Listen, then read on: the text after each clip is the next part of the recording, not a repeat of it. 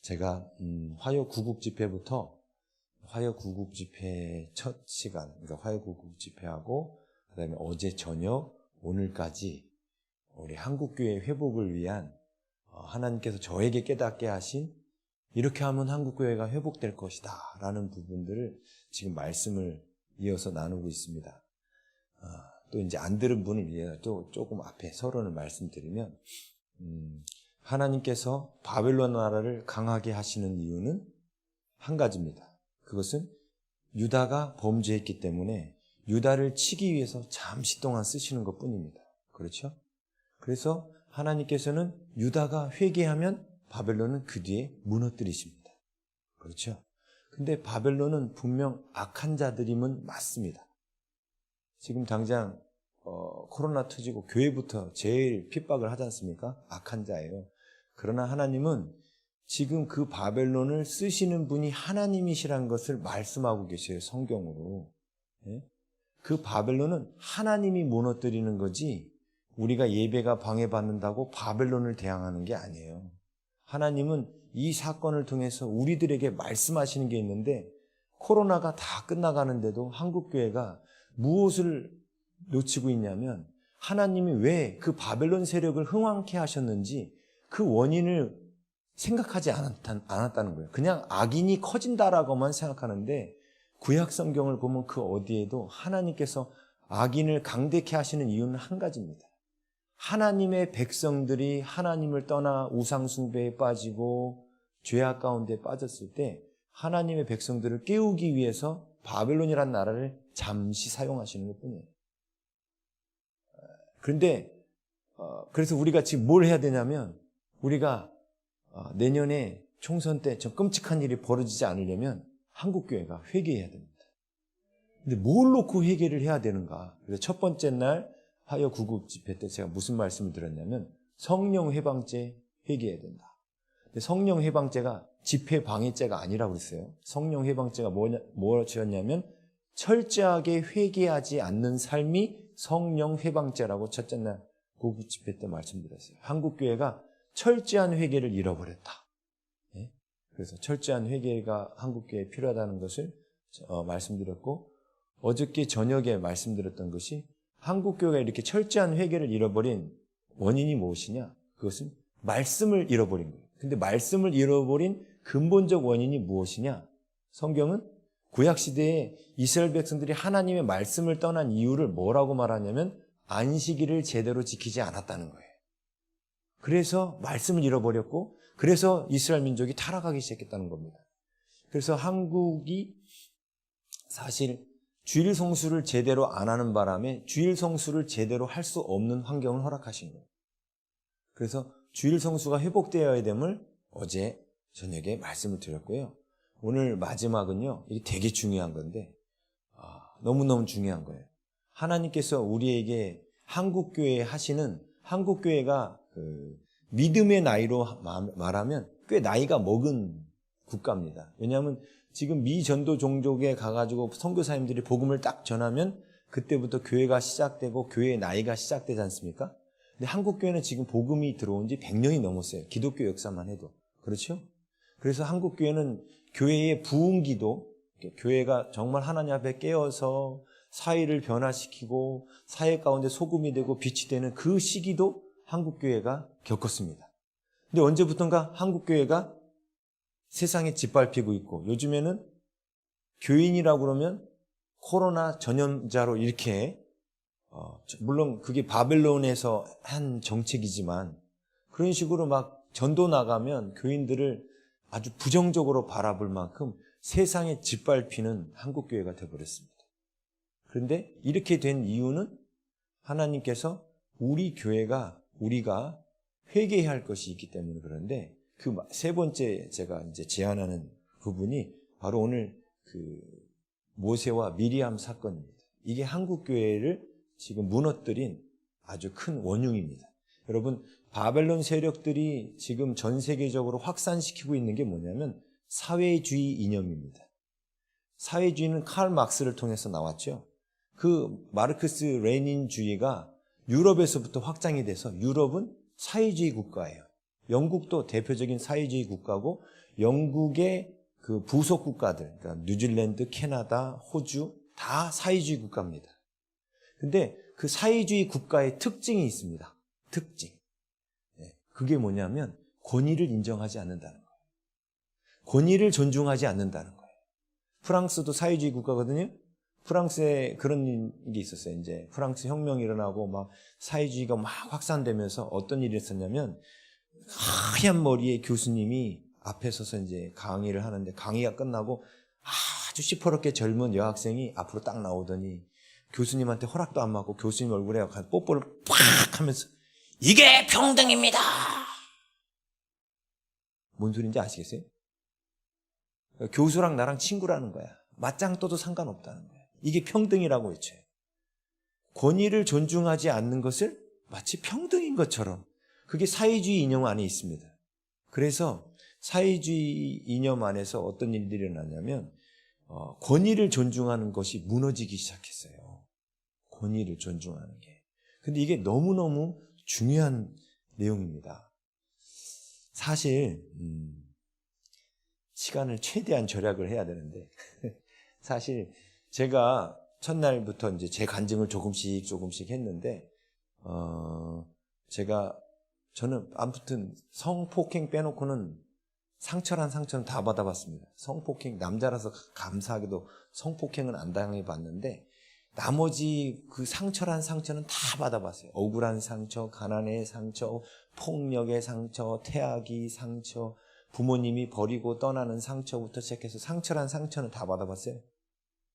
제가 초등학교 5학년 때 저한테는 위로 형이 넷이 있는데 그중에 첫째, 둘째, 셋째가 이복 형제예요. 그 아버지가 그러니까 형들의 어머니는 죽고 저희 어머니가 처녀로 아버지와 결혼해가지고 저 바로 위에 형과 저와 동생을 낳았습니다. 저 바로 위에 친형은 죽었고 어머니한테는 제가 장남인 거예요. 그런데 이 가난까지 가더니 이제 먹고 살 게 없으니까 아버지가 형들 셋만 데리고 어느 날 나가셨어요, 집을. 왜냐하면 형들은 이제 졸업하면 당시에 고등학교를 졸업을 앞두고 있었거든요. 근데 형들이 돈이 없으니까 공부들은 잘했는데 돈이 없으니까 경기도 안양에 있는 안양공고를 다녔어요. 당시만 해도 지금 형들이 둘째 형이 환갑이에요, 올해. 둘째 형이 환갑인데 형들이 그 당시만 해도 안양공고가 대단히 좋은 학교였어요. 그래서 거기를 가면 100% 취직이 됐습니다. 그래서 큰형은 전기과, 둘째 형은 기계과 뭐 이런 식으로 다녔어요. 근데 이제 아버지께서는 제가 초등학교 4학년 때부터 백수가 되셔가지고 지금 올해 91이신데 40대 중반에 백수가 되셔서 지금까지도 백수셔요. 그런데 그래서 형들이 고등학교 졸업을 앞두고 사실은 집은 성남이었는데 학교는 안양이었어요. 저희 집이 얼마나 가난했냐면 형들 등록금도 제때에도 못 냈지만 어느 날은 형들이 차비가 없어서 성남에서 안양까지 걸어갔다 하더라고요. 형이 그러더라고. 아무튼 집이 그때 너무너무 힘들었습니다. 그리고 아버지한테 좀 뭔 일도 생기고 그랬는데 너무너무 가난하니까 아버지가 형 셋만 데리고 나가버리셨어요. 어머니는 그 이전에 나가셨고 제가 초등학교 5학년 때인데 초등학교 5학년 때 중1 형 제 바로 위에 친형 그 다음에 동생은 학교 들어가기 전 취학 전에 이렇게 셋만 남았죠. 그래서 저희가 밥을 해 먹었어요. 그때 밥을 해 먹었는데 그 항아리에 쌀 한 대도 안 남아 있었습니다. 반찬은 아무것도 없어가지고 흰밥이 아니지 보리밥 섞인 그 밥을 먹는데 너무 뻑뻑해가지고 제가 기억이 나는데 그 앞집에 가가지고 간장을 빌려다가 간장에다 비벼 먹었던 기억이 있어요. 너무 그냥 밥만 먹으니까 너무 목구멍이 안 넘어가더라고요 이게. 그때 그렇게 힘들었었는데 어머니는 갑자기 어느 날 사라지시더니 안 보이셔. 그리고 한 몇 달 되니까 아버지가 형들 셋만 데리고 나가버리신 거예요. 나중에 알게 됐는데 그 집은 조만간 딴 사람들이 이사 오게 돼 있었던 거예요. 그럼 저희는 어떻게 되는 거예요? 아무튼 그런 일이 있었습니다. 근데 그 뒤에 물론 이제 아버지가 데리고 나가신 뒤에 저희끼리 이제 밥 해 먹고 있는데 어느 날 학교에서 돌아와 보니까 어머니가 돌아오신 거예요. 어머니가 아버지가 이럴 계획을 알고 있었고 저희들을 중학교에 보내지 않는다고 아버지가 못 보내겠다고 얘기를 하셔서 어머니가 이제 나가서 장사를 그때부터 장돌뱅이가 되셔가지고 장사를 시작하신 거예요. 그래가지고 방 한 칸, 부엌 한 칸짜리를 마련해가지고 저희 셋을 데리고 저희도 이사를 합니다. 그때부터 아버지가 저희 집안에서 사라진 거예요. 저는 이제 어머니 밑에서 자랐고 어머니는 장돌뱅이시다 보니까 아침에 일찍 나가셔서 밤 11시나 돼야 들어오셨습니다. 그래서 집에는 언제든 형제 셋만 있었습니다. 그러다 보니까 제가 그 이전까지는 아주 집안에서 예절교육을 철저히 받았어요. 예절교육을. 아버지 어릴 적의 기억이 아버지 벽에가 이따만큼 컸거든요. 근데 그 벽에를 장난하다 이렇게 딱 뛰어넘잖아요. 그럼 갑자기 눈앞에 별이 반짝반짝합니다. 왜 그러냐면 뒤에 와서 형이 뒤통수를 빵 때린 거예요. 어디 아버지 벽에를 넘어다녀! 네? 아버지 벽에도 못 넘은, 아버지를 넘은 것도 아니고 아버지 베개를 넘었다고? 팍! 이랬어요. 제가 놀랬는데 아버지 형제들끼리 이렇게 모였는데 시골에서 시골 선산이 있는 시골에서 모였는데 아버지가 그때가 한 80세 좀 넘으셨었는데 작은 아버지들이 아버지가 둘째셨고 작은 아버지들이 쭉 있는데 작은 아버지들이 아버지 계실 때 담배를 못 피더라고요. 함부로 못 꺼내. 그러니까 아버지가 딱 눈치채시고 담배들 펴라 이러시는 거예요. 그랬더니 그때부터 작은 아버지들이 담배를 이제 피고 싶었던 거 꺼내셨는데 어떻게 피냐면 아버지 여기 계시면 이렇게 피시더라고요. 형 앞에서. 저희 아버지가 어릴 적부터 이렇게 예의범절을 엄청나게 강조했었거든요. 그런데 저는 5학년 때부터 자유가 온 거잖아요. 저를 더 이상 때리는 위에 형들도 없고 바로 위에 친형도 그 뒤에 얼마 안 돼서 익사해가지고 죽어버립니다. 그래서 제가 집안의 대빵이 돼버린 거예요. 그러면서 제 안에 뭔가 저를 통제하는 권위가 사라져버렸습니다. 근데 이게 좋은 건 줄 알았더니 이건 역시 제 인생에 큰 손해를 끼쳤더라고요. 이게. 자, 오늘 그 손해를 하나님께서 제가 인생의 권위자였던 아버지는 살아계시지만 아버지가 아버지 역할을 못한 거죠. 그것 때문에 제 인생에 하나님께서 하셨던 그 훈련 속에서 사실 오늘 미리암 본문 이 민수기 12장을 깨닫게 된 거예요. 자, 오늘 민수기 12장 바로 다음 장이 민수기 13장입니다. 거기서 뭘 하냐면 12정탐꾼을 파송하게 됩니다. 자, 12정탐꾼을 파송해서 12정탐꾼의 보고대로 그들이 바로 이제 어디로 갈 참입니까? 가나안 땅으로 갈 참이었죠. 그렇죠? 근데 이게 뭐냐면 이제 애굽에서 나온 지 2년째 되는 해예요. 그럼 하나님께서 이스라엘 백성들을 광야에서 몇 년 훈련시키려고 계획하셨던 거죠? 예? 아리까리 하세요?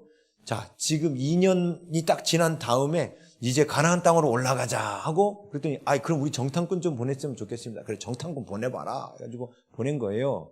그럼 하나님께서 이스라엘 백성들한테 광야 훈련을 몇 년을 계획하신 거예요? 2년 계획하신 거예요. 2년. 그렇죠? 그런데 정탐꾼의 보고를 듣고 10명의 정탐꾼의 말을 듣고 하나님께서 가나안 땅을 주실 것을 믿지 못하지요. 그렇죠? 자, 하나님께서 이스라엘 백성들을 애굽에서 불러낼 때 이스라엘 백성들을 뭐라고 부르냐면 여호와의 군대가 애굽에서 나온다고 그랬어요. 하나님께서 이스라엘 백성들을 여호와의 군대라고 불렀습니다. 왜 여호와의 군대라고 불렀냐면 그들이 앞으로 들어갈 그 가나안 땅이 소돔과 고모라와 같이 옛날 소돔과 고모라는 하나님이 하늘에서 불과 우박을 던져가지고 멸망시키셨잖아요. 예? 왜? 더 이상 회복할 수 없는 썩은 손가락이 돼버린 거예요. 여러분의 몸 안에 손가락이 썩으면, 썩어 들어오면 최대한 살리고 싶으면 살리시죠, 이게. 에이, 좀 썩었네. 잘라보세요. 이런 사람 있어요? 없어요. 최대한 살릴 수 있으면 살리는데 이게 살릴 수가 없으면 계속 썩어 들어오면 다른 데까지 이게 퍼져나가면 오히려 다른 손가락이나 손목까지도 잘라버려야 되니까 이게 도저히 회복이 안 될 때는 잘라내야 됩니다. 그렇죠? 그런 마음으로 하나님께서 소돔과 고모라를 잘라내신 거예요. 거기 도저히 회복이 일어나지 않고 소돔과 고모라 때문에 그 주변 국가들도 다 더러워질까 봐 어쩔 수 없이 하나님께서 소돔과 고모라를 심판하신 거예요. 그 어쩔 수 없는 그 마음이 어디서 드러나요? 하나님은 하늘에서 보고 다 알고 계심에도 불구하고 소돔과 고모라를 한 번 더 순찰하러 내려오시잖아요. 그냥 바로 멸하시지 않아요. 하나님은 살릴 수 있으면 최대한 살려보려고. 그리고 아브라함 찾아가가지고 아브라함의 중보기도를 요청하잖아요. 아브라함이 50명에서 10명까지 내려갔는데 더 이상 요청을 못해요. 왜요? 송구해서. 지금 몇 번을 바꿨잖아요. 근데 아브라함은 계산을 했죠. 10명은 될 것이라고. 어떻게 10명이 돼요? 롯과 아내, 그 두 딸이 있죠. 그렇죠? 그 다음에 두 딸한테는 두 사위가 있죠. 딱. 자, 그 두 사위한테 또 부모가 있죠. 둘. 그럼 딱 10명 되는 거죠. 그렇죠? 그래서 최소한 10명은 될 거라고 생각했던 거예요. 근데 이게 실수였습니다. 롯의 사위들은 하나님이 보실 때 의인들이 아니었어요. 그래서 10명이 안 돼가지고 결국은 소돔과 고모라가 망하잖아요. 근데도 그때 보십시오. 하나님이 소돔과 고모라를 에이 나쁜 놈들하고 쉽게 이렇게 멸망시키지 않아요. 왜? 그들도 역시 하나님의 형상대로 지음받은 자들입니다. 그랬죠?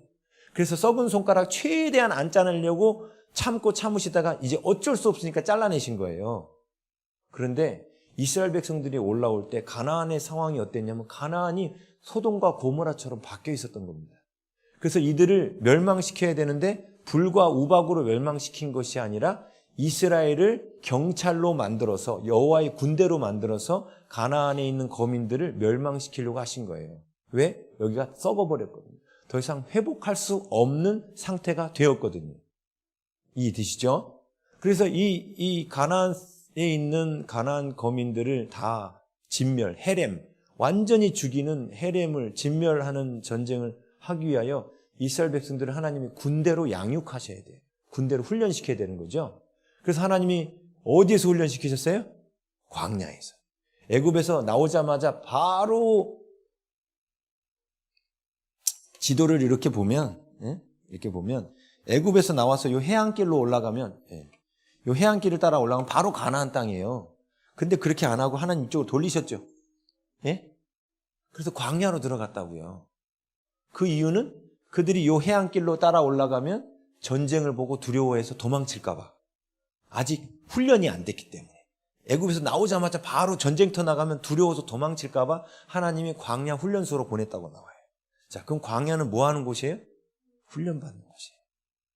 자, 훈련받는 곳, 훈련소 들어가면, 그래서 훈련소 들어가면 하는 게 쭉 이렇게 있는 것처럼 이스라엘 백성도 광야 훈련소에서 하나님 앞에 쭉 훈련을 받는 장면이 민수기서 12장까지 나온 거예요. 13장은 이제 훈련을 마치고 가나안 땅에 올라가는 장면입니다. 그렇죠? 그러면 12장은 훈련 과목 맨 마지막 과목이겠네요.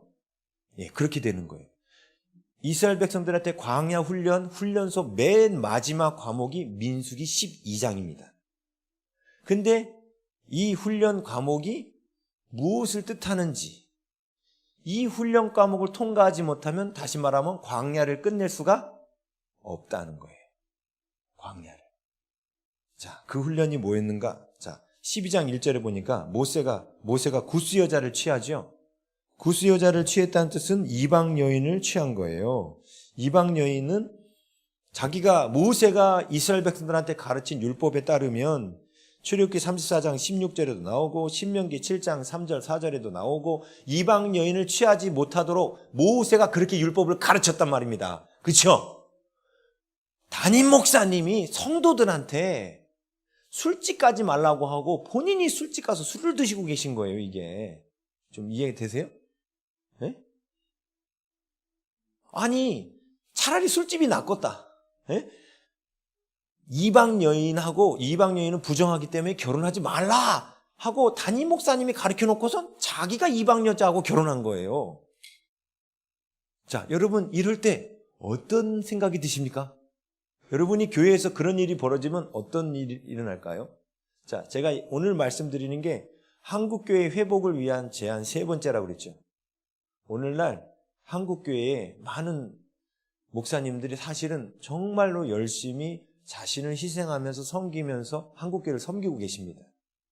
그중에 싹군 같은 목사님은 몇 분 안 돼요. 예? 몇 분 안 돼요. 그렇게 많지 않아요. 우리 한국교회가 그렇게 절망적이지 않습니다. 예? 저는 그렇게 생각합니다. 하도 뉴스에서 그냥 그 이상한 분들만 집중 보도하니까 많은 것처럼 보이지. 저는 이제 조그만 개척교회 목사다 보니까 저도 이제 주변에 아는 목사님들이 많아요. 저희 같은 교단 노예 목사님들 뿐만 아니라 다른 교단 목사님들도 많이 알고 있거든요. 목사님들 많이 만나요. 목사님들 보면 다 대부분 좋은 분들이에요. 정말 성도들을 사랑하고 좋은 분들이에요. 그런데 제가 이제 수영로교에서 사역을 하고 그 이제 개척을 나중에 하게 됐는데 수영로교 때 같이 사역했던 부목사님들이 계셨어요. 그분들이 나중에 다 청빙을 갑니다. 저하고 몇 분만 개척하고 나머지 다 청빙을 가셨거든요. 근데 이분들은 제가 수영로교에 있으면서 5년 동안 봤던 분들이기 때문에 인격이 어떤지 실력이 어떤지 다 알고 있어요. 물론 그중에 다 좋지만은 않아요. 한 20명 있으면 그중에 한 분 정도는 조금 이제 말씀드리기 좀 껄끄러운 분도 있지만 나머지 19분 정도는 정말 괜찮은 분들이에요. 네? 설교도 잘하시고 영성도 있고 기도도 잘하고 열정도 있고 영혼에 대한 사랑도 있고 정말 흠잡을 데 없는 좋은 목사님들인데 이분들이 청빙을 가셨어요. 청빙 가고 제가 통계를 내봤습니다. 청빙 가고 그 교회에 지금까지 남아서 계속 목회하시는 목사님이요. 10분이면 한 3분인가? 밖에 안 남았어요. 나머지 7분은 이미 한 번 거기서 쫓겨나가지고 딴 교회로 가셨어요. 7분이 쫓겨났어요. 10분 중에 7분 정도. 옛날에 통계 잡을 때 10분 중에 4분이었거든요. 10분 중에 4명이 쫓겨났는데 지금은 10분 중에 한 7분 정도가 쫓겨났어요. 그 3분 정도만 처음 수영로교회 떠나면서 청빙 갔던 그 교회에 남아 계시고 나머지 분들은 다 그 교회에서 쫓겨나신 거예요. 그 쫓겨나신 분 중에 사례를 한 가지를 예를 들다면 어떤 목사님이 어떤 지역이라고 말하면 또 안 되잖아요. 정확히 박히면. 어떤 지역에 이제 가셔가지고 정말로 이 목사님이 전도에 대한 열정이 있으신 거예요. 그래서 막 성도들 막 전도 훈련 시켜가면서 그 동네 정필도 목사님한테 뭘 배웠냐면 부산 성시화. 내가 있는 도시는 무조건 성시화해야 된다. 뭐 이런 거 배우셔가지고 이분이 막 그 도시를 성시화하겠다고 성도들을 막 전도 훈련 시켜서 막 내보내가지고 교회가 자꾸 성도 수가 늘어나기 시작한 거예요. 그런데 이걸 장로님들이 싫어한 거예요. 왜 싫어했느냐? 성도 수가 늘어나면 교회를 건축해야 되고 자꾸 복잡한 일이 일어나는 거예요. 지금 성도 수가 딱 좋거든. 요 200명 정도가. 작지도 크지도 않고 별일도 없고 신경 쓸 일도 없는. 근데 자꾸만 성도 수가 300명, 400명 이렇게 불어나는 거예요. 근데 이 장로님들이 처음에 마음껏 하라고 해가지고 마음껏 해서 그렇게 했는데 이 목사님 그 실수예요. 마음껏 했으면 안 돼요. 다 함정이에요, 함정. 근데 마음껏 하셔서 열심히 전도를 했는데 그게 나쁜 거 아니잖아요. 영혼을 구원하는 일인데. 근데 장로님들은 그게 마음에 안 드는데 목사님은 시비 걸 게 없는 거예요. 시비 걸 게. 전도 열심히 하는 분한테 뭘 어떻게 시비를 걸어요. 그죠? 그래서 어떻게 했냐면 전도 훈련 시키면서 내준 책이 있어요. 책. 그 필독서 읽으라고 하는. 그러니까 전도를 하는 사람들이 쓴 책들이겠죠? 자, 이런 사람들은 신학이 없는 사람들이겠죠? 전도 간증 쓰신 분들이 뭔 신학이 있겠습니까? 그죠? 거기에서 딱 그 책을 딱 들고 와서 신학적으로 이상한 발언이 있는 데를 줄을 빨간 줄로 빡빡 쳐가지고 이걸 노예에다 들고 가서 우리 담임 목사님이 사상이 이렇다고. 응? 사상이 이상하다고. 나는 그걸 받아준 노예도 희한해요. 그래서 그분이 그래서 쫓겨났어요. 하루아침에 쫓겨나서 어떤 그 교회 성도 주유소 직원 숙소 가서 갑자기 4 식구가 들어가서 살게 됐습니다. 제가 그런 일들을 봤어요. 저는 그러니까 개척을 하다 보니까 개척하신 조그만 교회 목사님들부터 청빙관 목사님들까지 많은 목사님들을 알고 있어요. 지금도 많은 목사님들, 타교단 목사님들도 그렇고 많이 알고 있는데 정말 목사님들 중에 훌륭한 분들 많거든. 근데 문제는 뭐냐면 한국교회가 하나님이 세우신 권위에 대한 존중함들이 무너지기 시작했다는 거예요. 그게 무너지기 시작했어요. 지금 모세가 구스인을 취했죠. 자, 모세가 잘한 거예요? 잘못한 거예요? 예? 분별이 안 되세요? 본인이 이방 여인 취하지 말라고 했잖아요. 그죠? 그러면 잘한 거예요? 잘못한 거예요? 잘못한 거 맞지요. 잘못한 거 맞아요. 모세가 잘했다는 거 아닙니다. 잘못했어요. 예? 근데 그때 12장 1절을 보면 미리암과 아론이 모세를 뭐 하니라? 비방하니라 이렇게 말합니다. 비방하니라. 목회자의 잘못을 보고 비방했다는 거예요. 자,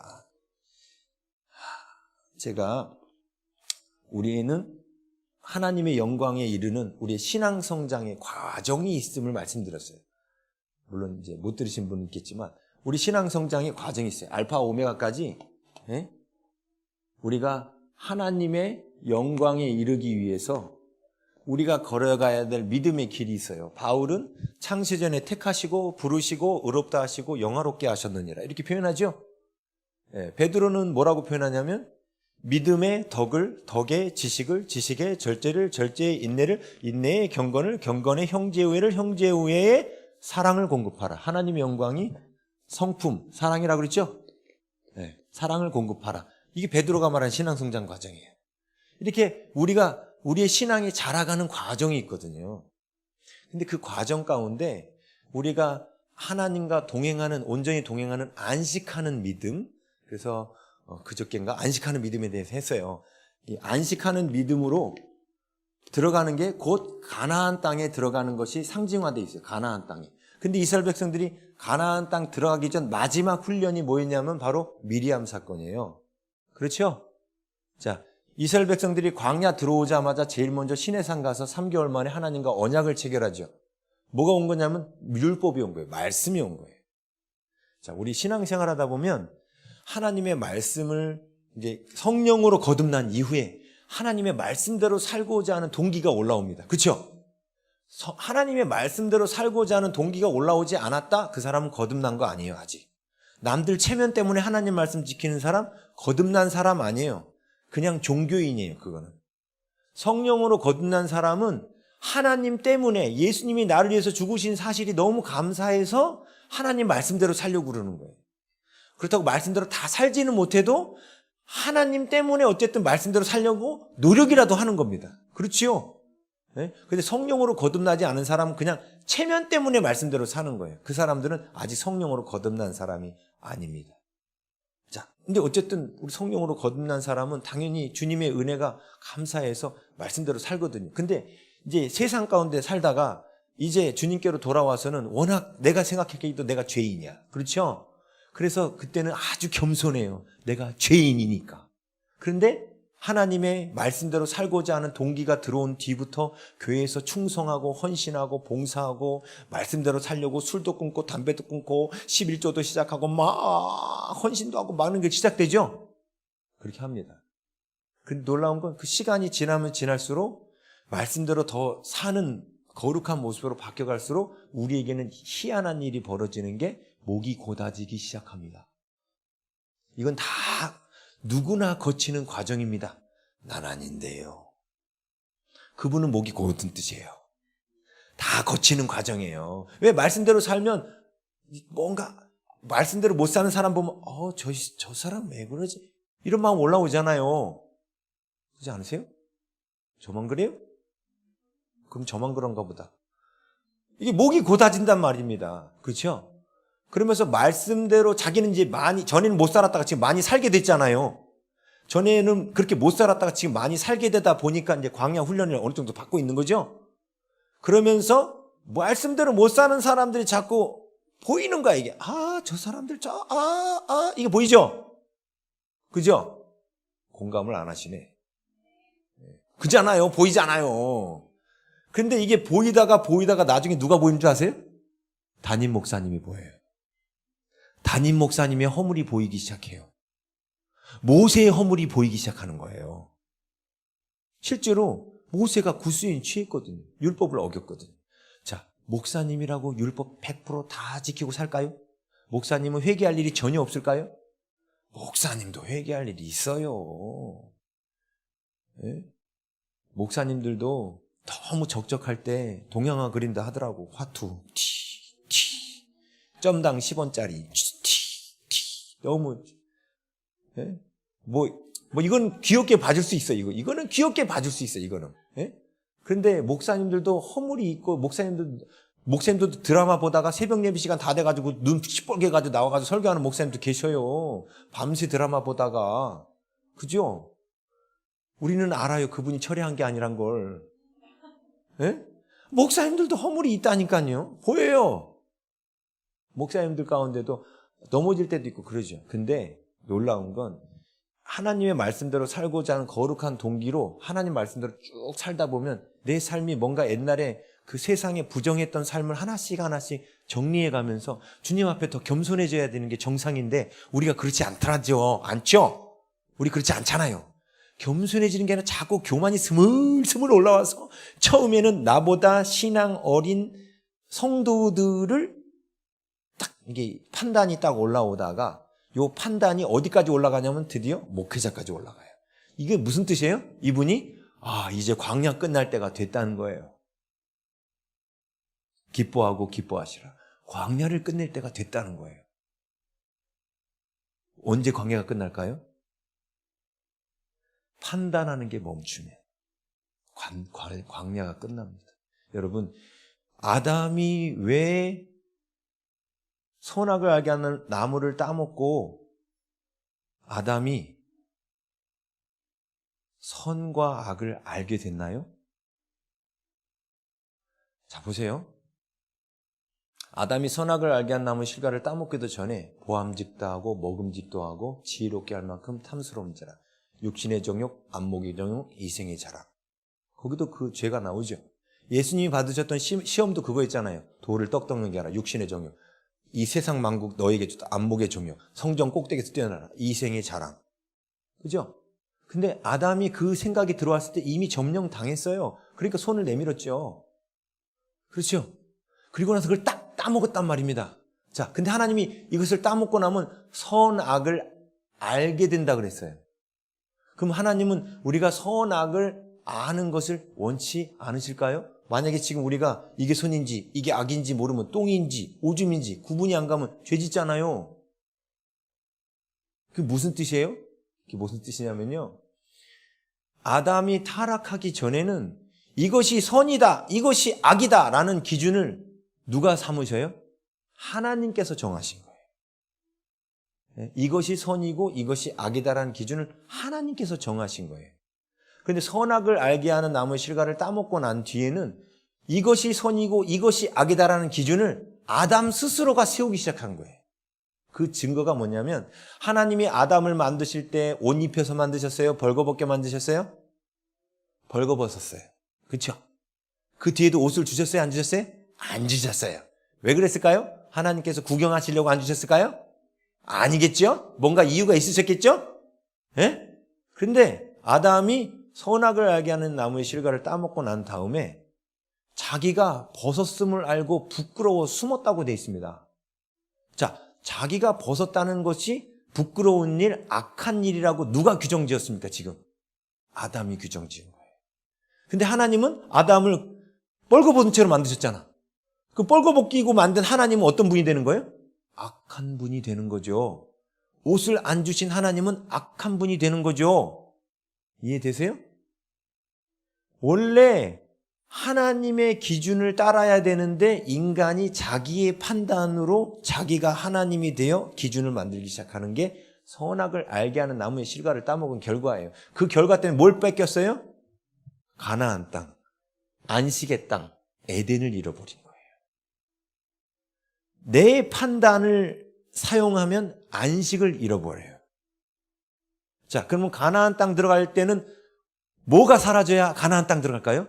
내 판단을 내려놓고 하나님의 판단 기준이 내 안에 들어와야 가나안 땅 들어가는 거예요. 그렇죠? 이해되세요? 내 판단, 가나안 땅에서 쫓겨난 에덴에서 쫓겨난 아담은 하나님의 기준으로 세상을 판단한 게 아니라 자기 기준으로 세상을 판단한 겁니다. 예? 자, 지금 모세가 굿수인을 취했어요. 자, 이게 죄입니까? 죄가 아닙니까? 율법에 따르면 죄예요. 그렇죠? 율법에 따르면 죄예요. 그런데 하나님이 이 문제를 다루고 계십니까? 안 다루고 계십니까? 예? 안 다루고 계시잖아요. 안 다루고 계셔요, 지금. 예? 6절이 이렇게 말씀하지 않습니까? 6절. 이르시되 내 말을 들으라. 너희 중에 선지자가 있으면 나 여호와가 환상으로 나를 그에게 알리기도 하고 꿈으로 그와 말하기도 하거니와. 7절 내 종 모세와는 그렇지 아니하니 그는 내 온 집에 충성함이라. 8절 그와는 내가 대면하여 명백히 말하는 하나님이 모세에게 굿수인 취한 거에 대해서 뭐라 하지 않고 계신다는 거예요. 자, 그러면 하나님의 기준이 맞아요? 미리암과 아론의 기준이 맞아요? 하나님의 기준이 맞는 거죠. 지금 모세한테 뭔가 책망하시지 않아야 될 이유가 하나님 나름대로 있으신 거죠. 이게 또 이해가 안 되실까 봐 예화를 들어드릴게요. 구약 성경에 이런 얘기가 나와요. 어떤 선지자가 왕에게 예언을 하러 가야 되는데 그 왕이 이 선지자의 얼굴을 이미 알고 있어요. 그래가지고 이 선지자가 선지생도 옆에 있는 생도한테 내 얼굴을 한 대 주먹으로 세게 쳐라 이래요. 그러면 밤탱이 되고 눈탱이 밤탱이 퉁퉁 부으면 못 알아볼까 봐 지금처럼 뭐 화장을 하고 변장을 할 수 없으니까 아예 그냥 얻어맞아가지고 이렇게 하려고. 근데 옆에 있는 선지생도가 내가 어찌 형제를 때릴 수 있겠습니까? 하고 안 때려요. 안 때려. 그렇죠? 그래서 어떻게 됩니까? 나가서 죽어요. 그렇죠?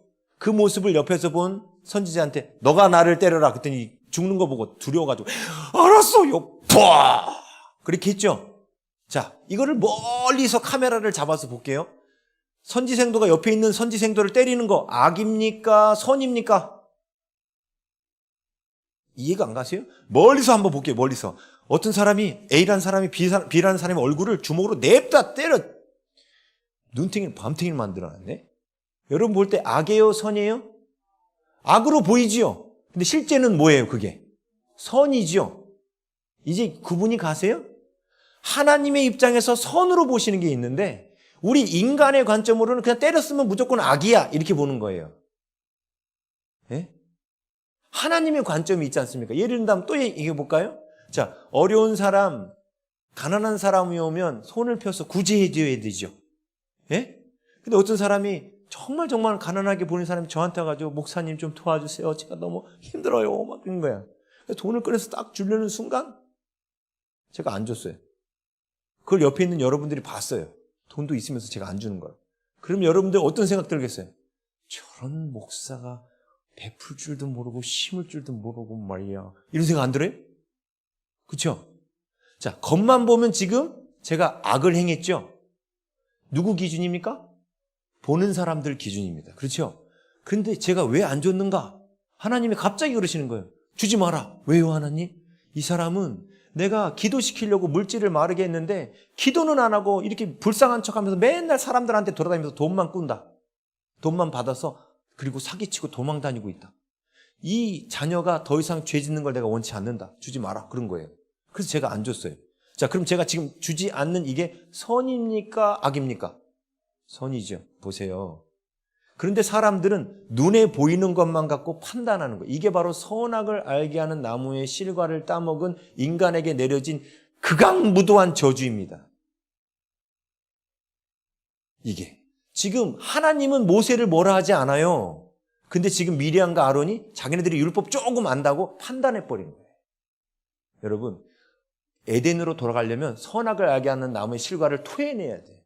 토해낸다는 게 뭐예요? 더 이상 내 생각으로 선인지 악인지 분별하지 않고 뭘로 분별하는 거예요? 하나님이 선으로 여기시는지 악으로 여기시는지 하나님의 기준으로 분별하는 거예요. 믿음이, 그러니까 우리가 워낙 오랫동안 이 양심이 망가져 있기 때문에 율법을 통해서 이게 선이야, 이게 악이야, 이건 기초 때 그렇게 배우는 거예요. 기초 때. 기초 때. 근데 이 양심이 회복되고 나면 율법은 하나님이 뒤로 하시고 양심이 회복되고 나면 이 회복된 양심을 통해서 하나님께서 그렇게 말씀하시는 거예요. 제가 율법대로 구제하는 삶을 열심히 사는 사람이에요. 그런 사람에게는 그 사람 돕지 마라라는 하나님의 음성을 주실 수가 있죠. 근데 평상시에 율법이 틀이 안 잡힌 사람이에요. 남 주는 걸 아까워하는 사람인데 갑자기 성령께서 말씀하셨다는 거야. 이 사람 주지 말라고 했어 하나님이. 이 사람 자꾸 하나님 앞에 기도는 안 하고 맨날 손 버리고 돌아다닌다고. 맞을까요? 틀릴까요? 이런 경우는 틀려요. 왜 그렇죠? 주는 걸 아까워하는 마음이 있지 않습니까? 요 마음이 하나님의 음성을 왜곡되게 들릴 수 있게 하겠죠? 그렇죠? 근데 늘 가난한 사람들 보면 늘 나눠주고 그걸 당연히 생각하고 그게 습관이 돼 있는 사람한테 하나님이 나눠주지 마라 소리 하실 수 있겠죠? 그게 바로 로마서 8장에 말한 생명의 성령의 법으로 옮겨진 자의 삶인 거예요. 그게 율법 갖고 눈에 보이는 것 갖고 판단하지 않고 하나님의 성령을 통해서 분별하는 사람. 이 사람은 이미 율법은 다 마스터한 사람이에요. 율법대로 이미 삶이 거룩한 사람이고 경건한 사람인 거예요. 예? 근데 지금 자기네들이 이제 모세의 누나 미리암하고 형 아론 나름 제사장이고 아론은 그죠? 미리암은 모세가 자기 육신적으로 동생이잖아. 그죠? 그리고 자기도 나름대로 율법 많이 안다는 거야. 그리고 여기 한마디 더 있어요. 뭐라고 말하냐면 2절 보세요. 12장 2절. 그들이 이르되 여호와께서 모세와만 말씀하셨느냐? 우리와도 말씀하지 아니하셨느냐? 이게 뭔 소리예요 이게? 네? 모세만 직통 계시 받아? 나도 직통 계시 받아. 뭐 이런 거죠? 네? 근데 보세요. 그 다음에 이렇게 말함에 여호와께서 이 말을 들으셨더라. 그리고 미리암과 아론을 부르신 거예요. 제가 말씀드렸죠. 광야 마지막 훈련은 무슨 훈련이다? 판단이 나의 눈으로 보는 나의 육신의 오감으로 보는 판단을 멈추고 하나님의 판단을 가져오는 게 광야 마지막 훈련이에요. 이게 왜 중요한지 아십니까? 이 훈련이 안 돼서 열 정탐꾼한테 속은 거예요. 눈으로 오감으로 본 가나안 땅은 어땠습니까? 거인 족속들이 있었습니다. 이게 오감으로 보이는 거인 족속들이죠. 이스라엘은 그 사람들의 모양은 잽도 안 되는 거예요. 이건 누구 판단이죠? 그들 앞에 우리는 밥이다. 우리는 메뚜기다. 메뚜기. 그들은 그랬죠. 열정통. 그들은 장대한 거인이고 우리는 그들 앞에 메뚜기다. 자, 이게 누구 판단인 거예요? 열정탐꾼의 말을 따르는 자들의 판단이에요. 근데 하나님의 판단은 뭐였습니까? 하나님의 기준은 뭐였습니까? 그들은 너희의 밥이다예요. 거꾸로. 그죠? 내가 그들을 너희들한테 붙였으니까 너희들은 얼마든지 그들을 이길 수 있어. 이게 누구의 기준이에요? 하나님의 기준이에요. 근데 그들이 하나님의 기준은 안 받아들이고 자신들이 오감으로 바라보는 자신들의 판단대로 생각한 거죠. 그렇잖아요. 그래서 가나안 땅 못 들어간 거예요. 여러분이 기도원 올라오면서 막 불가능한 일, 어려운 일 막 이게 있죠? 우리 기도원 올라와서 우리 성도도 벌써 응답받았어요. 어저께 밤에 이제 남아가지고도 열심히 기도하지만 하나님께서 응답하시겠다고, 오늘 응답하시겠다고 응답을 다 같이 교회 공동체가 들었어요. 그리고 정말 오늘 응답을 받았는데 오늘 새벽에 앉아있는데 이 자매가 자꾸 불안해하는 것 같은 마음이 딱 느껴지는 거예요. 그래가지고 한 대 쥐어 박으려다 그냥 갔거든요, 제가. 하나님께서 하신다고 하셨는데 현실적으로는 불가능한 거예요. 갑자기 40억이 생겨야 되니까. 여러분, 40억이 하루아침에 떨어져요? 어제까지도 없던 40억이 근데 오늘 생겼어요. 하나님은 얼마든지 하실 수 있습니다. 그런데 보세요. 인간적인 눈으로 보면 불안한 거예요. 걱정되고 염려되는 거죠. 농담이에요. 안 그랬어요. 웃자고 한 얘기예요.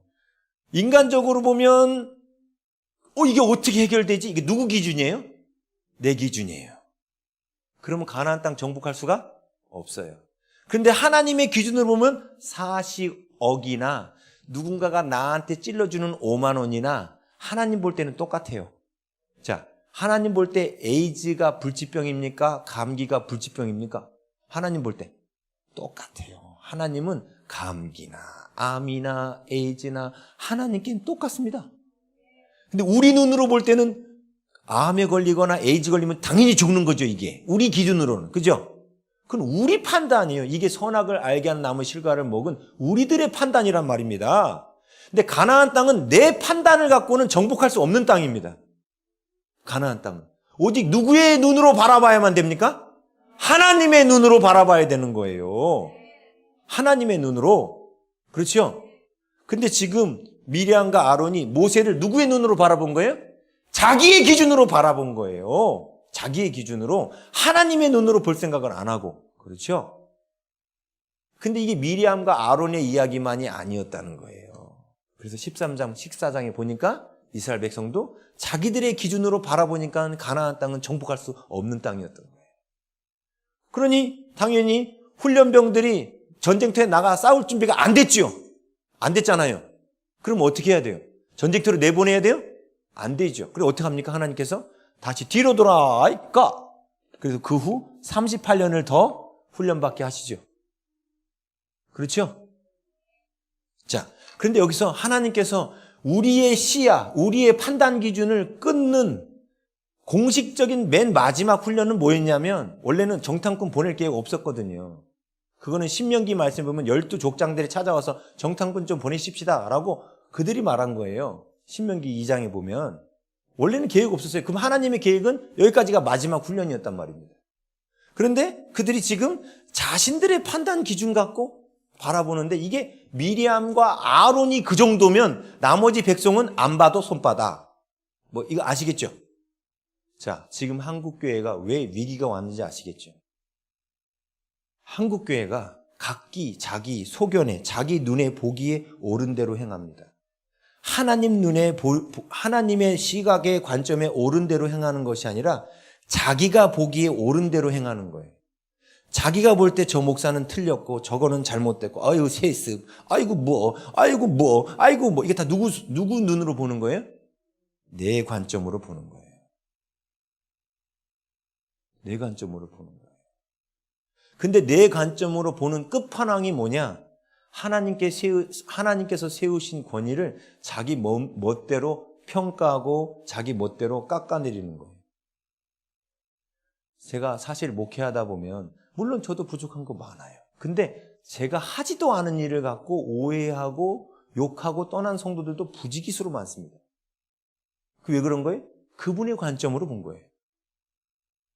물론 제가 잘못한 것도 있어요. 제가 잘못 안 했다는 게 아니에요. 근데 어떤 거는 제가 전혀 그런 거하고 관계도 없는데 제가 했다고 굳건히 믿고 떠나더라니까요. 본인 판단인 거죠. 근데 보십시오. 그게 마귀의 작전이에요. 마귀도 아담이 에덴을 잃어버리게 하느라고 자기의 판단을 따라가게 만들었죠. 그렇지 않습니까? 하나님이 우리에게 주신 그 가나안 땅에 들어가지 못하도록 마귀는 계속 우리의 판단 기준에 머무르게 하는 거예요. 근데 그 우리의 판단 기준의 그 마지막 끝판왕이 뭐냐? 하나님께서 세우신 권위를 판단하는 겁니다. 자, 우리가 하나님의 영광에 이르는 것이 예수님처럼 하나님을 사랑하는 사람이 되는 것이다 라고 말씀드렸죠? 자, 사랑하는 사람이 된다는 게 바로 이 광야의 훈련 내용이에요. 광야의 훈련은 다시 말하면 하나님 사랑, 이웃 사랑을 훈련하는 거예요. 하나님 사랑과 이웃 사랑을. 그렇거든요. 근데 눈에 보이지 않는 하나님은 눈에 보이는 이웃 사랑을 통해서 하게 돼 있습니다. 그렇죠? 네. 근데 이 이웃 사랑은 훈련을 받을 때 단계가 있어요. 단계가.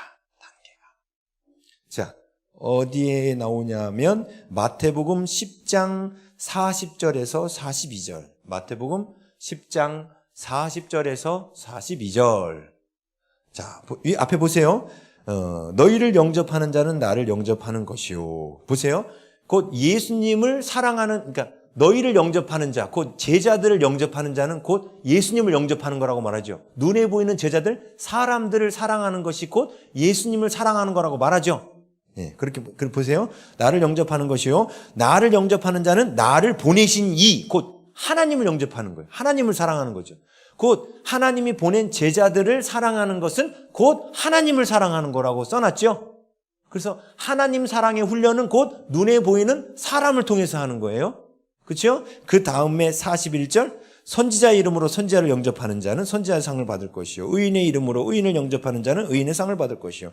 또 누구든지 제자의 이름으로 이 작은 자 중 하나에게 냉수 한 그릇이라도 주는 자는 내가 진실로 너희에게 이르노니 그 사람이 결단코 상을 잃지 아니하리라. 아멘. 자, 보십시오. 여기 세 가지 부류가 나와요. 하나는 선지자, 하나는 이웃, 하나는 작은 자. 이건 형제, 의인, 형제, 의인이라고도 하고. 이게 뭔 얘기냐면 선지자는 하나님께서 말씀을 전하라고 보낸 자지 않습니까? 그죠? 이걸 우리 간단하게 내 위에 두신 권위. 내 위에 두신 권위. 그렇죠? 예를 들면 자녀들한테는 부모가 위에 두신 권위죠. 선생님은 학생들을 위에 두신 권위죠. 예? 자, 이게 위에 있는 권위예요.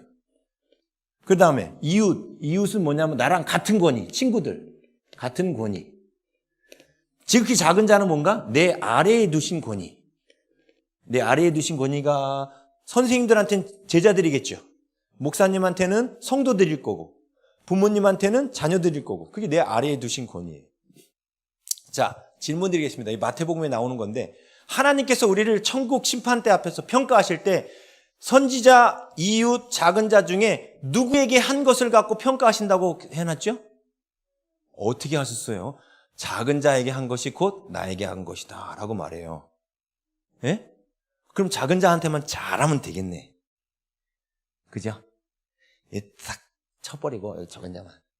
근데 그게 그런 뜻이 아니에요.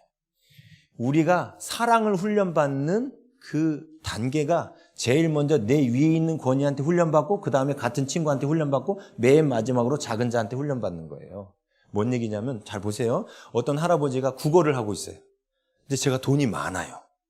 근데 할아버지가 국어를 하는데 불쌍해가지고 100만 원짜리 수표를 딱 꺼내가지고 할아버지한테 주려고 그러는 거예요.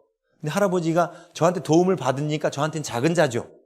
그죠? 근데 할아버지한테 야! 여봐! 영감! 자, 맛있는 거 해봐.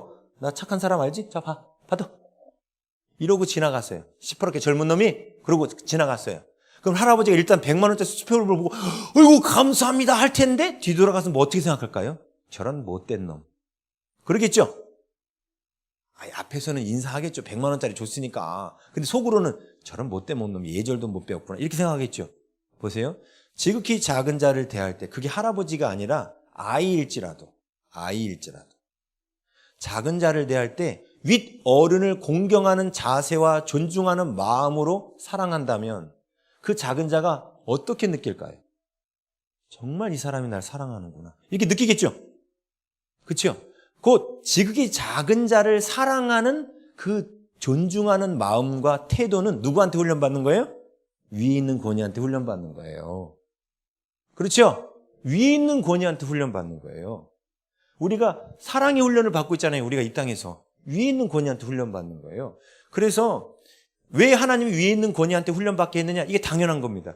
위에 있는 권위는 존중하고 예의를 갖추면 나에게 떨어지는 게 많아요. 학생이 교수님을 늘 예의 바르게 깍듯하게 존중하고 대하면 교수님이 아무래도 점수를 더 잘 주지 않겠습니까? 그렇죠? 자, 어른들한테 인사 잘하는 동네 청년이 있어요. 할머니, 할아버지들이 너무너무 좋아해. 얘는 인사성이 너무 바르다고. 그러면 떡이라도 하나 있으면 챙겨주겠죠? 그렇죠? 권위는 나보다 위에 있는 권위는 나보다 많이 갖고 있는 사람이에요. 그렇죠? 작은 자가 아니라 큰 자니까 많이 갖고 있는데 이 권위를 존중하면 나에게 돌아오는 게 있어요. 그래서 어떻게 합니까? 내가 존중했더니 나에게 생기는 게 있네? 더 그렇게 해야겠다. 이런 마음이 올라오겠죠. 그러면서 존중하는 태도와 존중하는 태도가 틀, 존중하는 마음이 속, 채움. 요게 딱 생기면 그걸 갖고 결국 누구까지 섬기라는 거예요? 작은 자도 그렇게 섬기라는 겁니다. 그렇죠? 그래서 하나님께서 우리가 하나님의 사랑의 저 성품에 이르도록 훈련하실 때 사랑과의 관계를 통해서 훈련하시는 거예요. 근데 그 중에 누구를 사용하세요? 위에 있는 권위. 그래서 십계명에 내 부모를 공경하라 그러신 거예요. 부모도 공경할 줄 모르면 작은 자는 당연히 공경 못합니다. 그러겠지요. 그런데 오늘날 문제가 발생한 게 세상뿐만 아니라 교회도 부모들이 자녀들한테 예의범절을 안 가르쳐요. 그리고 다 맞춰줘. 그리고 그래. 그리고 우리 자녀한테 뭐라고 하는 사람 있으면 당신이 뭔데 내 자녀한테 그래? 하고 오히려 어른을 향해서 막 뭐라 하죠. 그럼 얘가 기고만장해지. 어른도 아무것도 아니고 엄마 아빠도 아무것도 아니구나. 속으로 이렇게 생각해요. 이 아이가 크면 스스로 A 범죄를 갖출까요?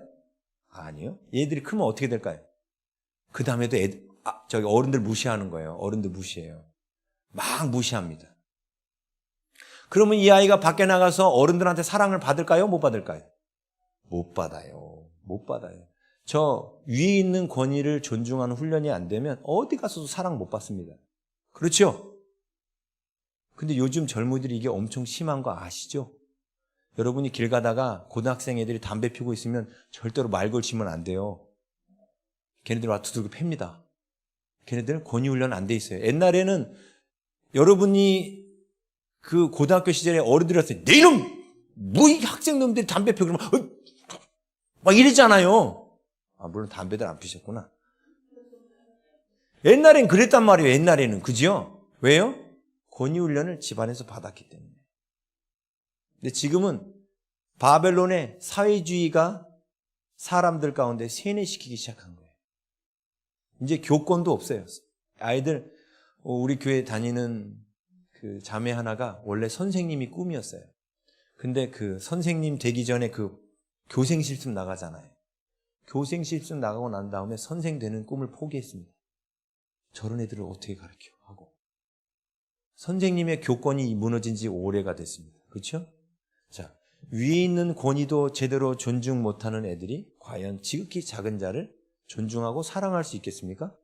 이게 마귀의 전략이에요.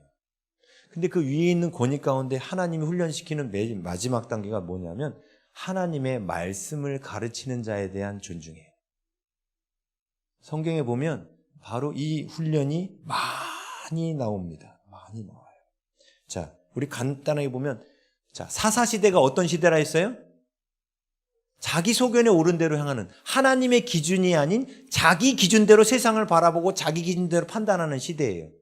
그 사사시대가 언제 끝났냐면 사무엘이 마지막 사사입니다. 아시죠? 사무엘이 이스라엘의 마지막 사사예요. 그 다음에 사울 왕이 세워져서 왕정이 시작되는 겁니다. 그래서 사무엘이 공식적인 마지막 사사인데 그 사무엘이 어떻게 태어나는지 아시죠? 한나가 엘리제상에 있는 성막에 가서 기도를 합니다. 그런데 이 엘리제상이요, 영적으로 아주 깜깜한 사람이에요. 그래서 한나가 기도하고 있는데 술 취한 줄 알고, 뭐시여? 어디? 성막까지 와서 술주정이야? 막 이렇게 대하거든요. 근데 한나가 그때 어떻게 대해요? 이놈의 영감탱이가, 눈탱이가 있어 없어? 내가 기도하는지 그것도 구분 못해? 제사장이? 이렇게 했습니까? 안 했어요. 그렇게 안 했어요. 오히려 그는 내 주여 그렇지 아니하니이다. 나는 마음이 슬픈 여자라. 포도주나 독주를 마신 것이 아니오. 여호와 앞에 내 심정을 통한 것뿐이오니 당신의 여종을 악한 자로 여기지 마옵소서. 이렇게 말하면서 존중합니다. 그 영적으로 어두운 엘리 제사장을 존중했죠. 그랬더니 엘리 제사장이 놀란 거야.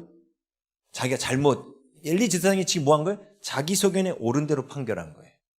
그렇죠? 술 취한 게 아닌데. 하나님께 듣고 말한 게 아니고 자기가 보기에 자기 오감대로 판단하고 말한 거죠. 근데 한나는 그런 엘리 제사장도 어떻게 행동해요? 존중합니다. 그러니까 갑자기 엘리 제사장이 갑자기 미안하니까 하나님께 들은 것도 없이 선포해버려요. 하나님이 당신에게 자식을 줄 것이요. 땡. 그랬더니 한나가 어떻게 해요? 그 말을 덥석 믿어요. 만약에 한나가 엘리 제사장을 존중하지 않으면 저 술주정뱅이가 뭔 소리라는 거야? 이러고 끝났겠죠. 그런데 하나님이 세우신 권위라고 믿기 때문에 어떻게 한 거예요? 엘리 제사장의 말을 받아들인 거예요. 엘리 제사장은 하나님께 묻고 대답한 게 아니에요. 그냥 엉겁결에 미안해서 하나님께서 당신에게 평안히 가라. 이스라엘 하나님이 내가 기도하여 구한 것을 허락하시기를 구하노라 하면서 평안히 가라 그런 거예요. 자기가 응답도 안 받았는데. 놀라운 건 한나가 응답받은 건 엘리 제사장의 선포 때문이 아니라 한나의 믿음 때문이에요. 하나님이 세우신 종을 그 사람의 허물과 실수가 보이는데도 끝까지 존중하고 있었죠. 하나님은 미리암과 아론이 모세를 끝까지 하나님이 세우신 권위이기 때문에 존중하기를 원하셨습니다. 그렇지요? 예? 제가 오늘 이 얘기 왜 시작했는지 말씀드렸죠? 한국교회 쫓겨나는 목사님들부터 시작한 거예요, 제가. 예? 자, 다윗이 사울 왕한테 억울하게 딸도 줬다가 뺐고 말이야. 아주 사울이 나쁜 짓을 했죠. 그러다가 다윗을 사울이 죽이려고 창까지 던지니까 결국은 요나단하고 인사 끝내고 도망쳤다고요. 어디로 도망쳤냐면 블레셋 땅으로 도망쳤는데 블레셋 땅 갔더니 이놈이 골리앗을 죽인 자입니다. 그랬더니 다윗이 하고 미친 척하면서 겨우 도망 나오잖아요. 그죠? 그러니까 블레셋으로 도망치면 사울 왕이 안 쫓아올 걸 알고 블레셋으로 도망쳤지만 거기 망명할 수가 없는 거야. 그런데 사울 왕이 있는 유다 땅에 있으면 사울 왕이 자기를 죽이러 올 거고. 그래서 어떻게 합니까? 증조 할머니 모압 땅으로 도망치죠. 예? 증조 할머니 사무엘상 22장 5절 6절에 나와요. 사무엘상 22장 5절 6절에 보면 증조 할머니 저 모압 땅으로 도망칩니다. 근데 그때 하나님께서 갓 선지자를 다윗에게 보내십니다. 그래서 뭐라고 하냐면 너는 이 요새에 있지 말고 떠나 유다 땅으로 들어가라. 다윗이 떠나 헤레스 풀에 이르니라. 자, 하나님께서 다윗을 유다 땅으로 들어가라고 한 거예요. 유다 땅으로. 사실 사울만 죽으면 다음 왕은 누구죠? 다윗이죠. 근데 하나님께서 지금 다윗을 어디로 들여다보내요? 유다 땅으로. 모압 땅만 있어도 사울이 못 쫓아와요. 그리고 모압 땅은 지금 모압 왕이 뭐 나가라, 뭐 널 죽이겠다 이런 것도 없습니다. 협박도 없어요. 그냥 모압 땅에 살면 되지요. 근데 하나님께서 선지자를 보내셨어요. 어디로 가라고 그래요? 모압으로 가라. 유다 땅, 유다 광야로 들어가라고요. 근데 그 유다 광야가 어떤 곳이냐? 사울이 아침밥 먹고 말 타고 사냥 나오면 다윗을 잡을 수 있는 곳이에요. 다시 말하면 사울 코앞으로 가 있으라는 거예요.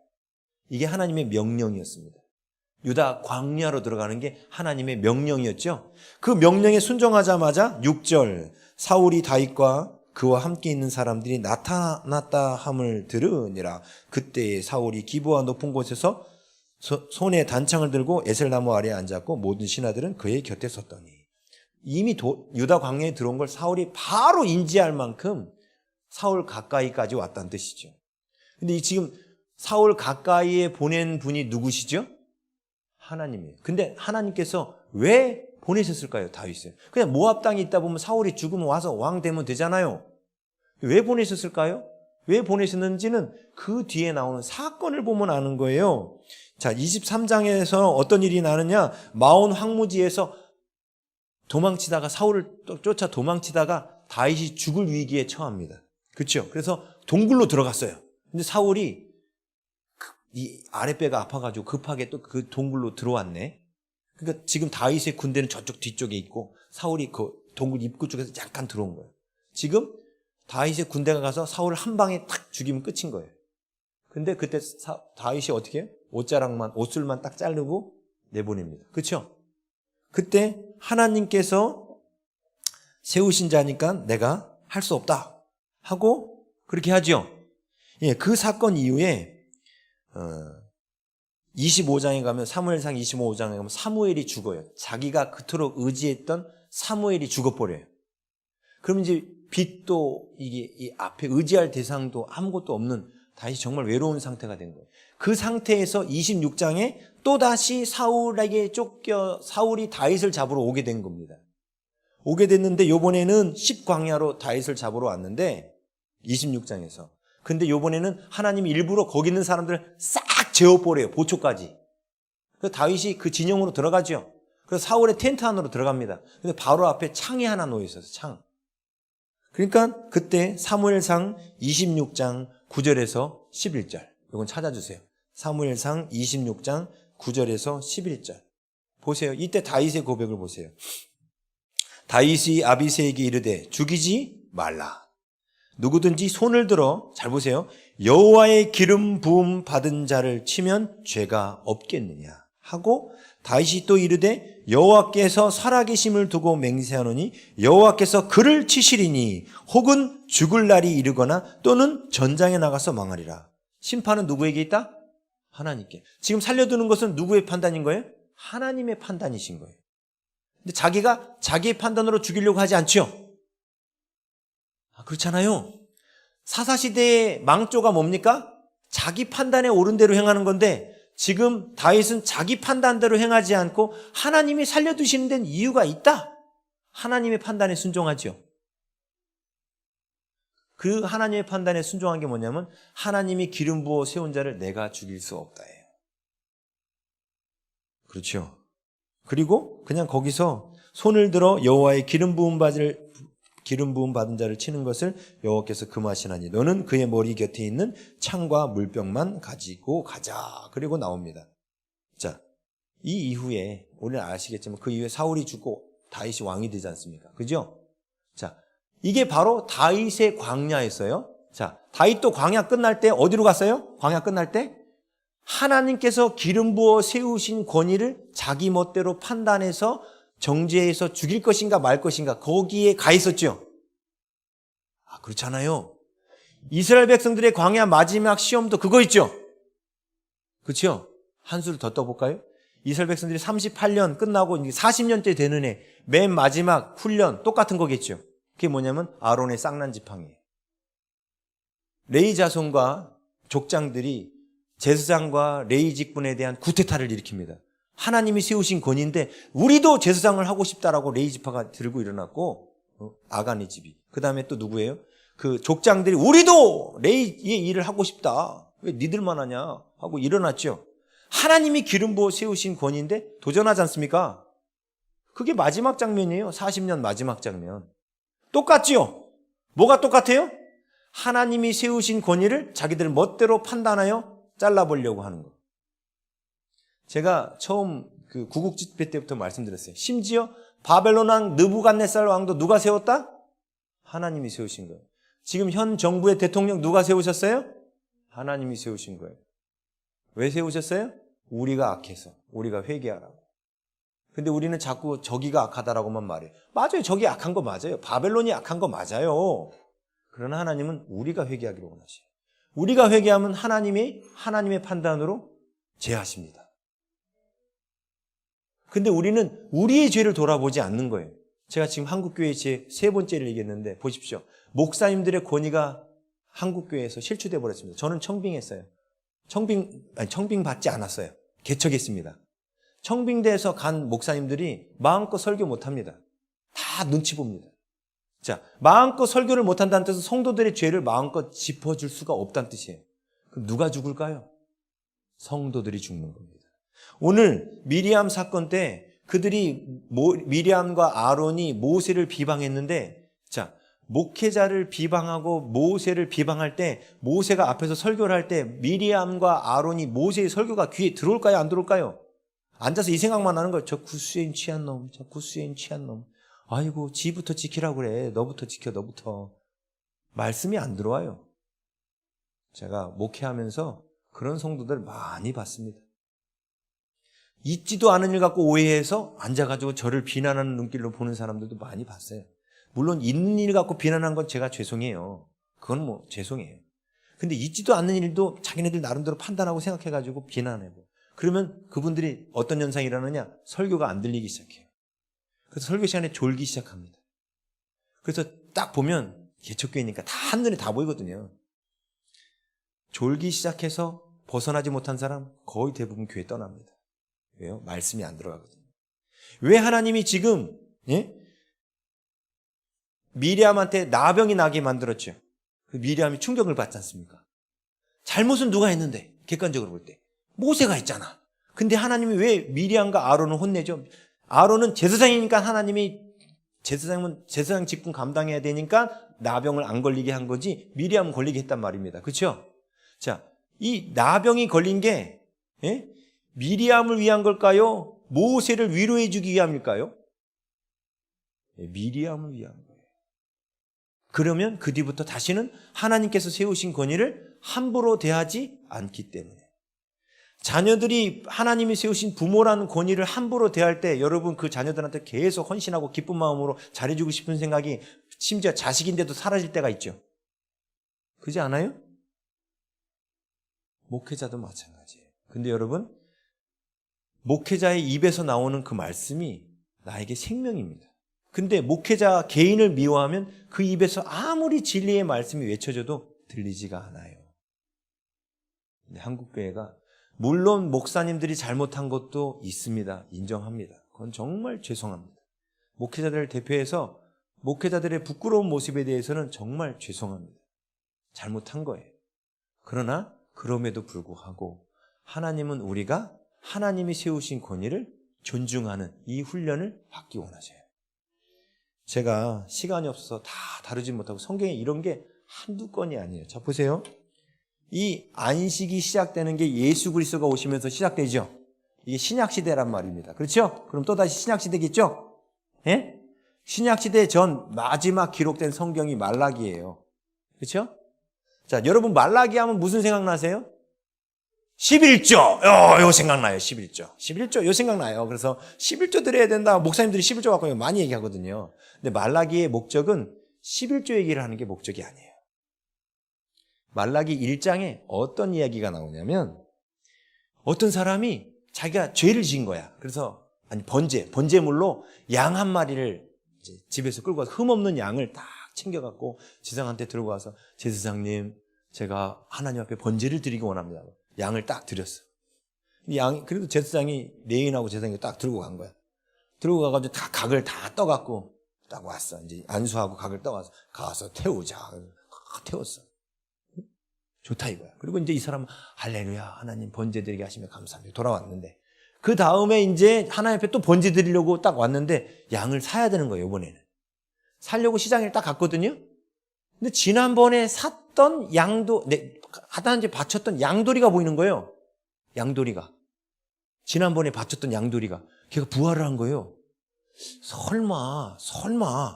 그래가지고 이 양도리 어깨 밑에다가 표시를 딱 했어요. 그리고 요번에 또 들고 가가지고 제사장님 제가 하나님 앞에 번제를 드리기 원합니다. 딱 드렸어. 딱 각을 뜬 것까지 다 눈으로 확인했어. 다 태우는 것도 봤어. 자, 그 다음에 또 이제 집에 갔다가 하나님 앞에 번제를 드릴 마음이 있어서 시장에 가서 보니까 양도리가 또 있네? 아니겠지. 그래가지고 봤더니 어깨 밑을 봤더니 표시해 놓은 게 있는 거예요. 이런 일이 왜 발생했는가?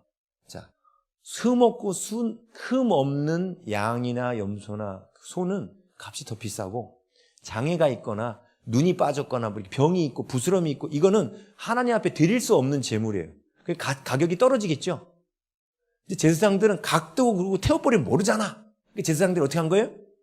온전한 거 받아다가 뒤에 가서 싹 바꿔치기 해가지고 싼 거 갖다 놓고 바꿔치기 해가지고 요놈 각 떠가지고 태운 거야. 그리고 요놈은 다시 시장에다가 시세 차익으로 판 거야. 근데 이걸 백성들이 알았을까요? 몰랐을까요? 눈치챈 거예요. 그래서 말라기서 1장에 그런 얘기, 1장 13절에 만군의 여호와가 이르노라 너희가 말하기를 이 일이 얼마나 번거로운고 하며 코웃음치고 훔친 물건과 저는 것, 병든 것을 가져왔느니라. 너희가 이같이 봉헌물을 가져오니 내가 그것을 너희 손에서 받겠느냐? 이는 여호와의 말이니라. 제사장이 이렇게 나쁜 짓 했어요. 뿐만 아니라 말라기서 2장 7절에서 9절 말라기서 2장 7절에서 9절 찾아주세요. 보세요. 제사장의 입술은 지식을 지켜야 하겠고 사람들은 그 입에서 율법을 구하게 되어야 할 것이니 제사장은 만군의 여호와의 사자가 됨이거늘 너희는 옳은 길에서 떠나 많은 사람을 율법에 거스르게 하는도다. 만군의 여호와가 이르노니 너희가 레위의 언약을 깨뜨렸느니라. 너희가 내 길을 지키지 아니하고 율법을 행할 때 사람에게 치우치게 하였으므로 나도 너희로 하여금 모든 백성 앞에서 멸시와 천대를 당하게 하였느니라. 제사장들이 말씀대로 안 살고 잘못된 판결을 내리고 있었다는 거예요. 자, 11조 누구한테 내요? 그 제사장한테 가는 거예요. 여러분이라면, 여러분이 백성의 입장이라면 그 제사장한테 여러분 11조 낼 수 있습니까? 예? 지금 제 말이 이해가 안 가셨어요? 바람피는 목사님이 들통이 난 거야. 그 교회에 여러분이 11조 계속 내시겠냐는 거예요. 그래서 안 냈어요. 그래서 안 낸 거예요. 그래서 1, 2장 요 사건 때문에 유다 백성들이 11조를 안 내기 시작한 거예요. 어떻게 그런 파렴치한 제사장한테 11조를 바칠 수 있어? 하고 안 낸 거예요. 자, 이게 누구 기준이죠? 내 기준이에요. 근데 하나님의 기준은 뭡니까? 11조 내라. 그거는 제사장한테 내는 게 아니라 나한테 내는 거야. 실제로요. 서울에 아주 큰 교회인데 성도들이 그렇게 많이 다니는데 11조를 안 낸대요. 자기네들이 그 11조를 이 교회는 큰 교회니까 대형 교회니까 이 11조를 선교지에 선교사님께 보내야지 하고 선교사님께 보낸대. 자, 참 믿음이 좋은 것 같죠? 선교사님, 어려운 선교사님 도우니까. 그죠? 이게 누구 기준이에요? 내 기준이에요. 이게 사사시대예요, 지금. 한국교회가 사사시대입니다. 11조는 자기가 섬기는 교회에다 내는 겁니다. 성경에 근거가 있어요. 그 지역의 레위인들은 그 지역에서 나오는 11조로 먹고 살게 돼 있습니다. 이게 무슨 뜻이냐? 레위인들이 그 지역에 있는 성도들을 잘 가르치면 하나님이 그 땅에 복 주셔서 레위인에게 들어오는 11조도 늘어나서 레위인도 부유해져요. 근데 레위인이 그 지역에 있는 백성들을 잘못 가르치면 소득이 줄어서 레위인도 소득이 줄어요. 11조가 주니까. 하나님 그 구조로 만들어 놓으셨어요. 근데 그들이 11조를 내요, 안 내요? 안 냈어요, 아예. 이해되죠? 왜 안 냈는지. 근데 한국교회가 지금 똑같이 따라하는 거 아시죠? 그 이유가 뭡니까? 자기가 본 목회자의 타락, 이것도 있고. 두 번째, 자기 소견에 옳은 대로 행하는 거예요. 하나님의 기준대로 하지 않더니면 요즘에는 아예 11조 안 내도 된다. 11조. 바울 시대에 11조란 말 나오는 거 봐라. 없다. 마태복음 23장 23절? 그건 예수님 때까지다. 지들 멋대로 성경도 해석합니다. 그러면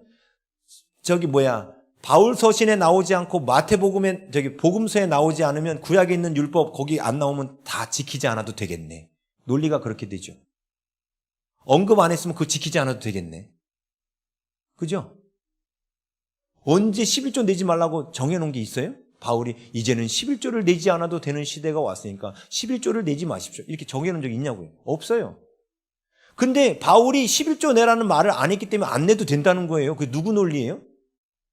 그렇게 따지면 구약에 있는 율법 바울이 언급 안 했으면 안 지켜도 되죠. 그 논리라면. 이게 뭡니까? 지금 이 시대가 사사시대가 온 거예요. 왜 11조들을 안 내는가? 출발 원인은 판단입니다. 누구에 대한 판단? 목회자에 대한 판단. 근데 충분히 그 마음은 이해되지만 하나님께서 말씀하셔요. 하나님께 드리라고. 그래서 하나님이 11조에 꺼내신 거예요. 똑같죠, 위치가. 안식이, 하나님이 주신 새 언약 안식이 시작되기 마지막 전에도 이 테스트가 있었죠. 이제 끝내겠습니다. 제가 마지막으로 베드로전서 2장 18절부터 21절 이 말씀 볼게요. 베드로전서 2장 18절에서 21절. 이제 마지막 시간이니까 그냥 이해하세요. 여러분도 들으셔야 되지만 제가 한국교회 하나님이 나누기를 원하셔서 제가 나누는 거예요. 우리가 진리를 떠나서 그래요. 한국교회가. 지금 여러분 코로나 끝나고 이상한 분 대통령 되면 안 되잖아요. 그죠? 그러려면 어떻게 된다고요? 구테타 데모한다고 안 된다니까요. 하나님께서 더 이상 그 정권을 세우지 않기로 하나님이 결정하셔야만 되는데 하나님은 누구를 보고 그 결정하시느냐? 우리 보고 결정하는 거예요. 근데 우리가 지금 회개할 것을 하나님 말씀해 주는 거예요. 하나님이 세우신 기름 부어 세우신 권위를 존중하지 않았다. 심지어 그 기름 부어 세우신 권위가 또 누가 있어요?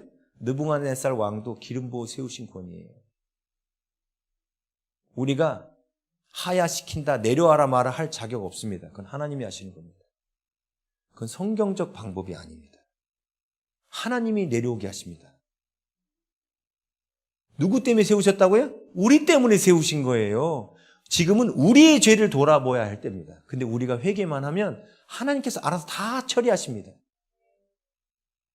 성경에 단 한 번도 구테타로 하나님이 세우신 왕권이 바뀐 적이 없어요. 누군가가 구테타로 왕을 죽였잖아요. 북이스라엘이. 그럼 하나님이 구테타로 왕이 된 사람 한 달 만에 죽여버려요. 네가 허락도 안 했는데 아무리 그 왕이 악하다고 네 멋대로 왜 죽여? 하나님 죽여버려요. 아무리 악한 왕일지라도. 자, 베드로전서 2장 18절에 그래서 이 원리가 나와요. 사환들아 범사에 두려워함으로 주인들에게 순종하되, 보세요. 주인이란 위에 있는 권위죠. 사환은 아래에 있는 권위예요. 근데 그 주인들한테 순종하되 선하고 관용하는 자들에게만 아니라 또한 까다로운 자들에게도 그리하라. 까다로운 자란 폭군을 말하는 거예요. 쉽게 말하면. 예? 바벨론 느부갓네살 왕을 말하는 거예요. 근데 그런 사람에게도 뭐 하라? 순종하라. 세금 다 내고 순종하라. 타락한 목사뿐만 아니라 바벨론 왕 느부갓네살 왕한테까지도 순종하라고 말씀하셔요. 하나님. 그러면서 이렇게 말해요. 부당하게 고난을 받아도. 지금 한국교회가 어떻게 보면 부당하게 고난받고 있죠. 그렇지 않습니까? 부당하게 고난받죠? 부당하게 고난을 받아도 하나님을 생각함으로 슬픔을 참으면 이는 아름다우나. 여기서 하나님을 생각함으로 슬픔을 참는다는 게 지금 이 부당하게 고난받는 것에 대해서 한국교회가 목소리를 내지 말라 이 뜻은 아니에요. 한국교회가 하나가 되어서 주일 성수를 방해하는 거에서 목소리는 내야 됩니다. 이 부분에서는 목소리는 내야 되는 거예요. 그러나 그 권위를 세우느니 떨어뜨리니 이건 우리 소관이 아닌 거예요. 예? 근데 지금 사환들한테 까다로운 주인한테 그래도 복종하라. 부당하게 너가 대우받으면 어떤 직장 상사가 그 인맥, 학벌, 자기 학교 후배 이렇게 해가지고 이쪽 직원한테는 잘해주는데 자기한테 일감 몰아주고 월급은 인센티브도 안 줘. 그런 부당한 대우 받을 때 있죠. 그러면 요 직장 상사한테 존중하고 복종할 마음이 올라옵니까? 안 올라오죠. 근데 하나님 뭐라고 말씀하세요? 지금 복종하라는 거예요. 부당하게 고난을 받고 있는데도 하나님을 생각함으로 슬픔을 참으라는 거예요. 누구 때문에 그 사람의 권위에 복종하라는 거예요? 하나님 때문에 그 잘못된 권위에도 복종하라는 거예요. 하나님 때문에 복종하라는 거예요. 그죠? 20절 죄가 있어 매를 맞고 참으면 무슨 칭찬이 있으리요. 그러나 선을 행함으로 고난을 받고 참으면 이는 하나님 앞에 아름다우니라. 직장 상사가, 학교 교수가, 누군가가 내 위에 있는 권위가 까다롭게 불공정하게 나를 대할지라도 하나님 때문에 그 권위를 끝까지 존중하라는 거예요. 존중하는 자세는 잃지 말라는 겁니다. 그 사람이 시키는 게 성경에 위배되는 죄만 아니면 순종하라는 거예요. 이게 성경의 가르침이에요. 그럼 뭐라고 말해요? 이는 하나님 앞에서 아름다우니라. 21절 이를 위하여 너희가 부르심을 받았으니 그리스도도 너희를 위하여 고난을 받아 너에게 본을 끼쳐 그 자체를 따라오게 하려 하셨느니라. 예수님도 사내들인 공의의 의결대로 십자가에 달려 죽으신 거예요. 예수님이 사내들인 공의의 의결이 잘못됐다고 해서 나는 십자가에 죽을 수 없다 하지 않으셨어요. 그들이 판결한 걸 그냥 수용하셨어요. 예수님은 얼마든지 12영, 영이라는 게 6천 명의 군대예요. 그러니까 7만 2천 천사를 동원해서 이 십자가를 모면하실 수도 있다라고 말씀하셨거든요. 근데 안 하셔요. 그것마저도 주님은 그 잘못된 권위에도 복종하셨다고 지금 베드로가 말하고 있는 거예요. 그리스도께서도 너에게 본을 끼쳤다고.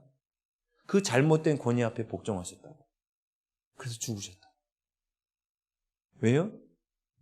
나한테 잘해주는 권위 복종하는 거 그건 세상 사람도 다 합니다. 그렇죠? 그런데 목사가 목사답지 못한데도 하나님이 세웠다라고 한나처럼 복종하고, 목사가 목사답지 못한데도 하나님이 세운 종이라고 깍듯하게 예의를 갖추면 누구 때문에 이러는 거예요? 사실 이 목사님을 사랑해서 이러는 거예요? 아니요. 하나님을 사랑하기 때문에 이거 하는 거예요. 하나님이 기름 부어 세우신 사람이니까 그 사람이 잘못하고 뭐 한 거는 누가 심판하셔요? 하나님이. 모세가 잘못한 건 누가 심판하셔야 되는 거였어요? 하나님이 하셔야 되는 건데 지금 누가 하려고 그랬어요? 미리암과 아론이 하려고 했던 거예요. 그래서 한국교회에 엄청난 목사님들이, 청비관신 목사님들이 쫓겨나고 있어요. 그래서 소신껏 목회하는 분들이 많지 않아요. 그러면서 어떻게 됐을까요? 성도들이 듣기 좋은 얘기만 하고 성도들의 죄를 지적하지 않고, 주일 성수도 당연히 강조하지 않고, 이제 주일날도 마음껏 주일날 그냥 아예 교회에서 만들어줬어. 사이클 동호회, 바둑 동호회, 그냥 주일날 모여서 놀라고. 그래서 한국교회가 무너진 거예요 지금. 그래서 무너진 겁니다. 세대는 바뀌어도 진리는 바뀌지 않습니다. 지금 한국교회가 딱 사사시대입니다. 자기 소견에 옳은 대로 행하는. 제가 여러분들한테 이 말씀을 나눈 것은 우리 한국교회를 비방하는 마음이 아니에요. 안타까움이에요. 다 우리의 죄입니다. 말씀드렸죠? 한국교회와 나는 별개가 아니라 우리라니까요. 우리의 죄예요, 이게. 다니엘이 자기가 죄를 지은 게 아닌데도 우리의 죄로 안고 기도하잖아요. 네? 하나님은 우리의 죄로 안고 기도하는 사람을 다니엘처럼 세우시는 거예요. 우리의 죄로 안고 기도하는 사람. 하나님은 우리에게 이걸 원하시는 거예요. 한국교회 회복을 위해서 우리가 기도해야 됩니다. 근데 이제 무엇을 놓고 기도할지 이번에 집회 때 제가 3가지 말씀드렸어요. 철저하게 회개하지 않는 성령 회방죄. 2번째, 주일 성수가 무너진 죄. 3번째, 하나님께서 세우신 권위를 자기들 멋대로 끌어내리려는 죄. 이게 진짜 무서운 죄입니다. 저는 그런 슬픈 얘기도 들었어요. 담임 목사를 청빙할 때 50이 넘은 분을 청빙한대요. 그럼 제가 청빙 갈 나이예요. 저 50 넘었거든요. 네? 왜냐? 20년, 그러니까 70세가 되면 은퇴를 하는데 만 20년을 채우면 원로 목사 대우를 해줘야 돼요. 그러면 은퇴하고 난 뒤 예우가 달라져요. 근데 50 하나에 데려가면 만 20년을 못 채우게 돼요. 네? 그러면 원로 목사 대우를 안 해줘도 돼요. 예우가 달라져요. 그래서 그 나이를 뽑아요. 일부러. 누가 그런 행동을 하고 있을까요? 우리 한국교회 현재 모습입니다. 이래요, 지금. 물론 목사님한테 실망할 만한 목사님도 있는데, 그런데 그렇지 않다니까요. 정말 훌륭한 목사님들 많아요. 심지어 지금 베드로전서 말한 것처럼 까다로운 목사님, 정말 범죄하는 목사님일지라도 아직 하나님께서 끌어내리지 않았다면 우리가 순종해야 돼요. 제가 시간이 없어서 제 간증은 못해요. 사실 저도 제 은사 목사님을 그렇게 비난했었어요. 은사 목사님 하나님 말씀에 순종하지 않는 모습 보고 판단하고 정죄하고 비난했었어요.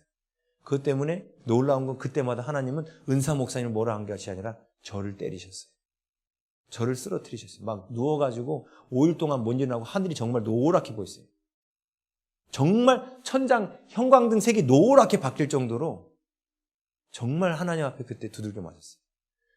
그러다가 또 하나님 잘못했습니다. 그러다가 또 목사님이 여전히 잘못하는 거 보면 또 판단하는 마음이 올라와. 그럼 하나님 또 쓰러뜨려. 이유를 몰라요. 병원에 가면. 이유를 몰라요. 근데 그때 제가 하나님 앞에 깨달은 거예요. 하나님께서 기름 부으신 자를 함부로 판단하면 안 된다. 그 간증하면 또 길어져서 제가 그 간증을 생략하는 겁니다. 여러분, 한국교회를 위해서 우리 함께 기도해야 됩니다.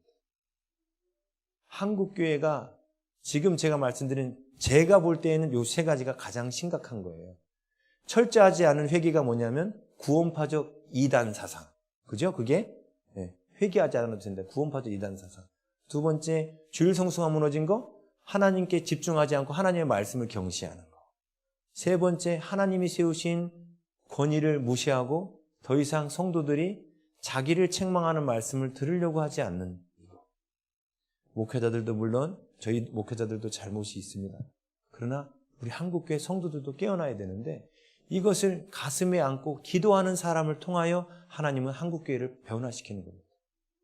근데 이 문제점을 느끼지 못하면 기도하지 못하겠죠. 그럼 한국교회는 망합니다. 한국교회가 망하면 이 민족도 망합니다. 여러분, 우리가 아무리 정권 바뀌게 해달라고 기도한다고 정권이 바뀌는 게 아니에요. 바벨론의 목적이 성취될 때까지 무너지지 않습니다. 한국교회가 회개하면 내년 3월에 정권 바뀝니다.